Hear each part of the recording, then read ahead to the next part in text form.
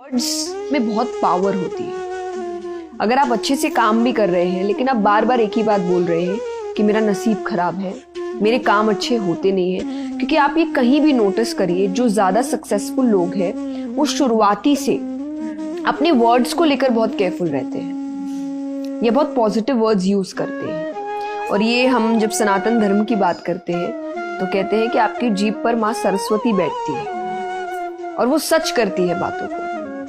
तो हमेशा अच्छी बात बोलो कि अगर आपके साथ कुछ गलत भी हुआ है तो आप बोलिए कि ठीक है, ये अभी मेरे हिसाब से नहीं हुआ, पर सक्सेस इज ऑन माई वे, आ रहा है वो, मैं मेहनत कर रही हूँ, वो काम आ रहा है। तो आप जो बोले आ रहा है, सब अच्छा हो रहा है, सब ठीक हो रहा है, तो वो चीजें ठीक होती जाएंगी। और इसीलिए आप नोटिस करिए कि जो ज्यादा नेगेटिव बोलते हैं ना, उनके साथ ज्यादा नेगेटिव होता भी है।